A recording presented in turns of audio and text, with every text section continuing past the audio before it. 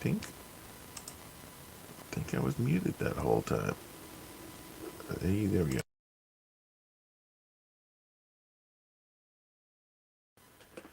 Okay, take two. Take two. We're going to try this again. Hey, my name is Keith. Welcome, welcome. My mic, for whatever reason, was turned off. I checked it before the stream started, but there we go. Welcome. It is Monday, the 7th of April. January, February, March, April. Yep. April 7th, 2025. My name's Keith, and I am here to hang out with you while you're getting out your job applications. I created the stream as just a hangout for people who are looking for jobs in tech, who want to be consistent, stay consistent, have a morning buddy to check in with. That'll be me. During the stream, we're going to look at the job numbers, charts and graphs to give a sense of kind of where things are. And afterwards, we're going to look at some news. I've been working in tech for over 30 years. I've been a web developer for just about 30 years. Built my first HTML page in, I think, the spring of 1995. It's been 30 years. Didn't get paid until a little bit after that, but I was in the mix. I was figuring it all out. Through the last 30 years, been through a lot of ups and downs. Right now, we're in a bit of a down. So I've weathered the storm a couple of times. And if you have any questions, I'm happy to chat about that. But let's just jump into the numbers. All right. So I get up every morning, including the weekends, and I check the job listings on Indeed.com. Indeed has 15 to 20% of all the job postings on the internet, and that is a statistically significant number. It helps us get a sense of kind of where the trend is in the industry. And I specifically look for JavaScript developers because, again, that's the language of the web. There are plenty of other languages used on the back end of the web. That's a very big fractured mess. But the front end, if you have an interface for your web application, and I can't imagine you don't, it is written in JavaScript. So if we take a look at JavaScript develop postings, that'll give us a sense of kind of what's going on in the wider world. And as you'll see through these three graphs here, the first one in the upper left is the last 7 days. The last 6 months is next to that, and then below it is the last year. You can see that, generally speaking, everything's been kind of flat. But what we would have expected to see right off the first of the year is a nice spike. And that did not happen this year. We've been pretty flat since the inauguration. And you'll see that if you look at the number of jobs posted now as opposed to 6 months ago, they're comparable. They're a little up from 6 months ago, a little bit easier now than it was to get a job in the fall of last year. But the more important graph probably is the year-long graph, because that gives us kind of the seasonal number. And you can see that this time last year, the number of jobs posted was considerably higher than it is right now, maybe 30-40% higher. And I was hoping at the beginning of the year that it would be even higher than that. So my expectation was it would be almost 60% or 80% higher than last year. But that did not turn out. There's been a lot of chaos in the business world, in the economic world. And all that makes businesses nervous. I was just watching a clip from This Week in Startups, Jason Calacanis, and he just said the exact same thing. Okay, let's jump into the news. Global stocks rout deepens. Turmoil in the global markets continue on Monday as President's tariffs announced last week, which prompted investors to wipe out $6.6 trillion from the markets in 2 sessions. The U.S. stock futures were sharply lower, putting the S&P 500 on track for a bear market. Stocks in Europe and Asia plunged alongside Bitcoin and oil prices. Yeah, I saw Bitcoin this morning was in the 70s. It plunged over the weekend too. Worries are growing. The new levies will trigger a recession, and the markets are now pricing in another 5 U.S. interest rate cuts this year. We were going into the fall. We had seen a couple of rate cuts. Rate cuts are good if you don't follow that stuff, and I did not for most of my career pay attention to any of that kind of stuff. But the reality is that when interest rates are low, companies have an easier time getting money. When you can't make as much money parking your money in a safe money market account or something like that, cash. See, I'm not a big expert in this stuff. High yield interest account, yeah, something like that. I've got some cash in one of those right now, paying 4%. If the interest rates are low, you don't make 4% just by parking your money. So if you've got some money, the good move is to put it out and take a risk with it. Invest it in companies, and those companies use that money to grow. They hire people, they start new initiatives, they create new products, and all that helps kind of kickstart the economy. But we saw in the fall of last year what was a number of rate cuts just stall out, and at the beginning of this year it seemed like we weren't going to get any more rate cuts. Well, how quickly things turn when the stock market tanks and the possibility of recession grows. Now we're talking about rate cuts again. Mixed bag. The tariffs are going to cause all kinds of chaos, even if they get reversed. But, we were kind of on a track, and everything's kind of different now. So we got to figure that stuff out. New tariffs weaken the dollar. Newly announced tariffs have weakened the U.S. dollar against major currencies, surprising Wall Street and stoking recession fears. The Journal reports normally protectionist trade policies strengthen the greenback, but the news sent the dollar index crashing. The magnitude of these tariffs has prompted investors to hedge risk and seek shelter elsewhere. If sustained, this crisis of confidence could further damage stocks and undermine the greenback status as the world's reserve currency. This is where most economists are saying that the Trump administration is playing with fire. If we lose world reserve currency status, that completely changes the game. So I don't know. We're not there yet. But the fact that they're even considering it in ways that they haven't in the past is a sign that there's a lot of uncertainty in the market, in the space. They have a lot of concern about whose hand is on the throttle right now and what they're doing. So there we go. Let's see. The numbers to watch this week. Inflation returns in the spotlight this week. The key gauge expected to show slowing price growth in March. Consumer index forecast to register annual increase of 2.5, down from 2.8 in February. The Federal Reserve has been waiting for inflation to start cooling again so it can resume interest rate cuts that it began last year, as we just talked about.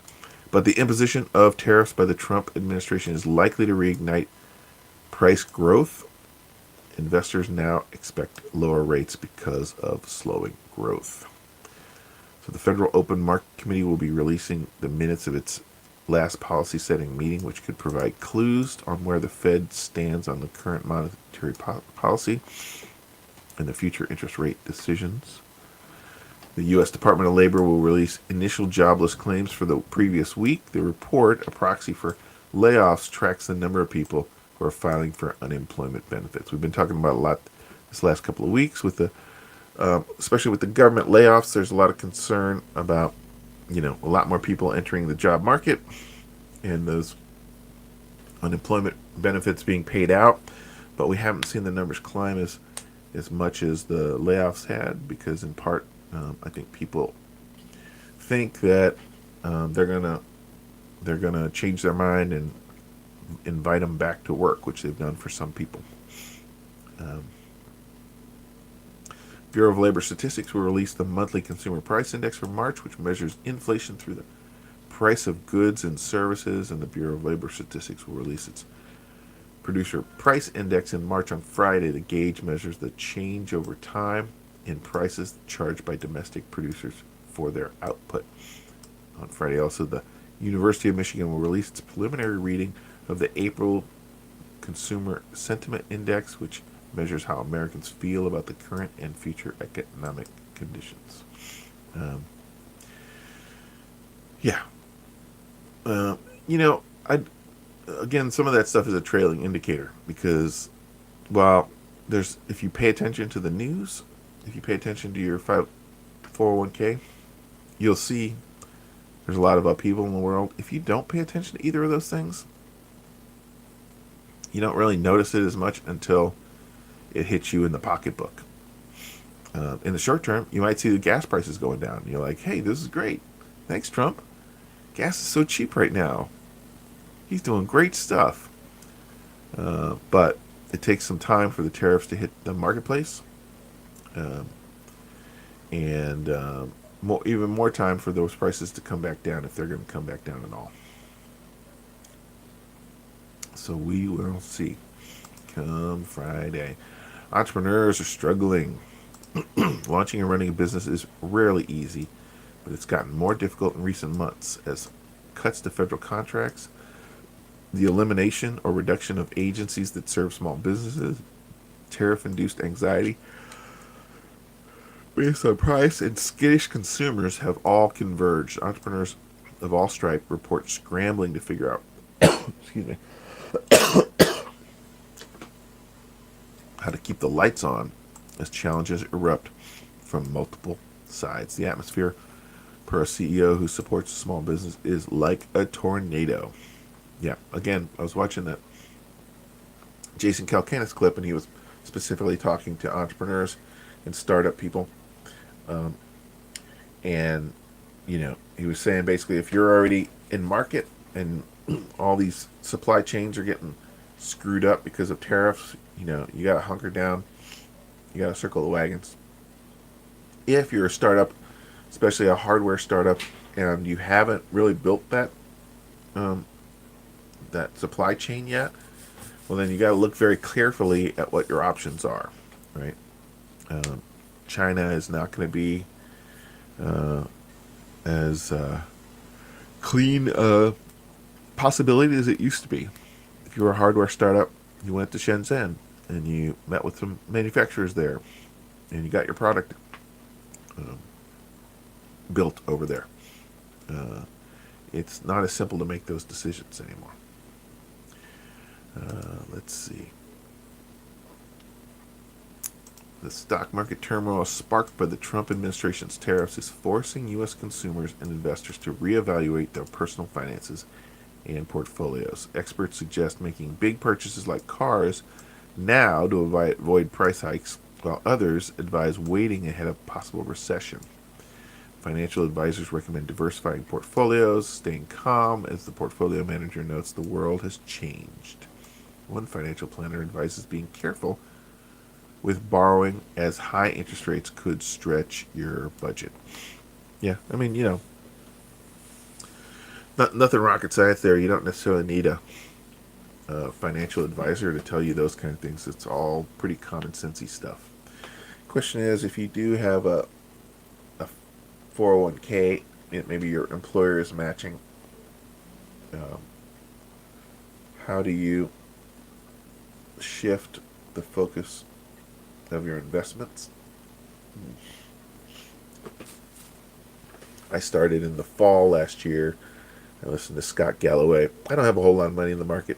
maybe 15% of my liquid cash. And Scott Galloway, at the end of the year and going into the new year, was talking about how it'd be good to diversify and include more European stocks in your portfolio. So I did that. It stopped some of the bleeding that I was getting from U.S. stocks. But, across the board, things are not going well right now. The good news is I got about 10 more years until retirement, so we get some time to turn this thing around. I'm not retiring next year, fortunately. If you are, you're making a different calculation right now.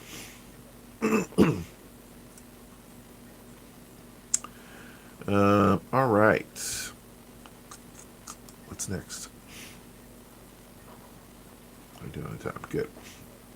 Meta launches new AI models. Yep, I saw this over the weekend. Didn't do anything. Didn't go check out the models. Only watched one video about it.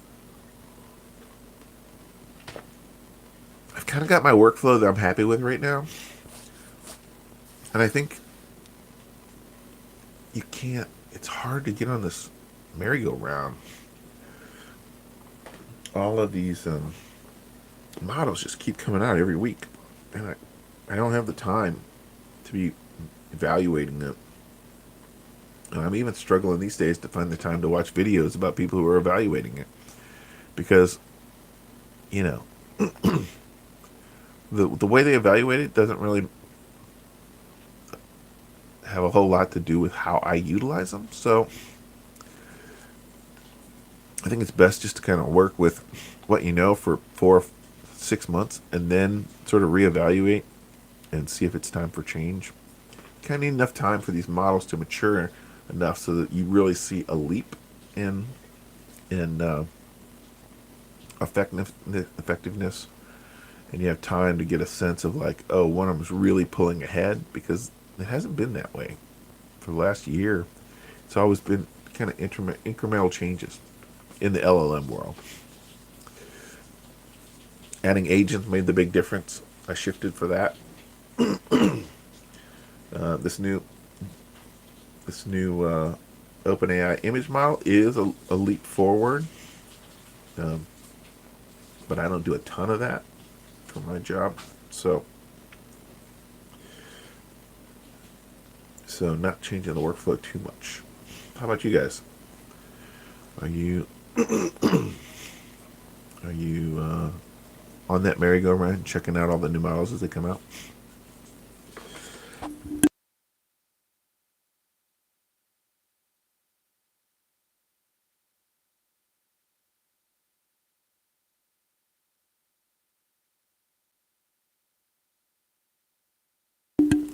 Okay. I've been so congested in the mornings these days. It hits me right in the middle of the stream. I don't know why that is. I gotta take some allergy meds when I wake up. Okay, Llama 4 and Llama Scout, Llama 4 Maverick can process and generate text, video, and images, and will now power Meta's in-app chatbot. The rise of the Chinese-made DeepSeek reportedly put Llama's development into overdrive. Meta has yet to release its most powerful model, dubbed Llama 4, which it claims is the highest performing base in the model. The big headline was not that there was a new model, but that the context was nearly infinite, they said. And this is a big deal. I've been railing on the context levels for a long time, and that I really thought that this was if they don't solve the context issue, we're not going to see a huge jump in using it for code, because the code needs to have access to all of the context of your whole code base in order to really be super effective. And you can make it work. We have been making it work for 2 years now without that huge context, but it means we have to do more work, right? We have to be clear in the things we ask of the LLM, and we have to be more prescriptive about we have to break the problems down into much smaller problems, and to get good usable code out of it. Once these context windows really expand to the point where you can put your whole code base in there, and it doesn't have the memory losses, which we've also been sort of plagued with, we're going to have a much better time, you know, doing more global reviews, code reviews, and updates. I've just been building small projects. Those small projects have really benefited from the latest crop of AI agentic tools. These projects that you could, if I were a developer with a lot of experience, which I am, you could build them in a weekend or 2 weekends. And then, with that, you can get it done in a few hours. Get it up and running in an hour, get it polished and in pretty good shape in 2 or 3 hours. I've been doing this a lot lately. They talk about vibe coding. That term has really kind of caught fire. And I have seen that, benefit for these small projects. But they're not, production ready to scale code that is, accessible, and, it really struggles with responsive design. Any design stuff in general, it has a hard time with. So there's still a lot of fiddling to be done with it. But it's fun stuff. I'm really embracing this. I'm really enjoying writing code again. And you can tell by looking at my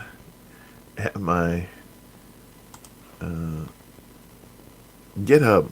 I've been pushing out a lot of code in the last year. If you look at my 2024, what you'll see in the last year is a lot more coding on the weekends.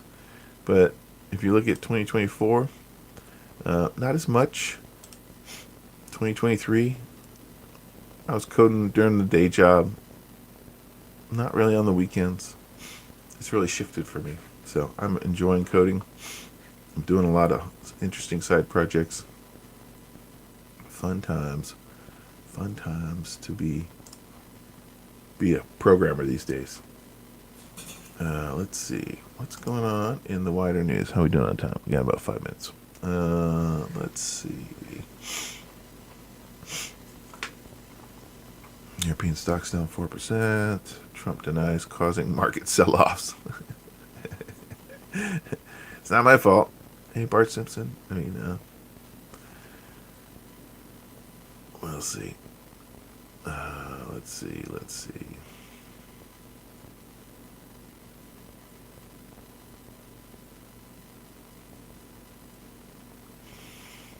Yeah, let's look at technology.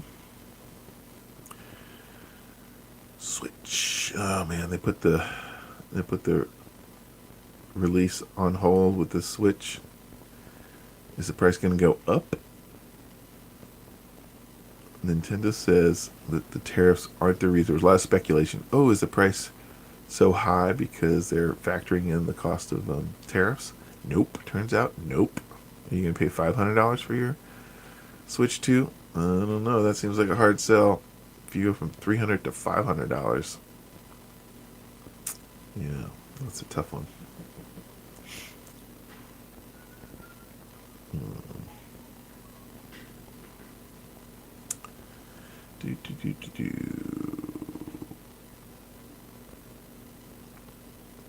Google has its own Pokédex now. Interesting. We have a local game shop which just reopened. It was our favorite game shop before the pandemic, and the pandemic killed them, and they just had a grand opening yesterday in South Austin, and we went to go hang out. My kids have been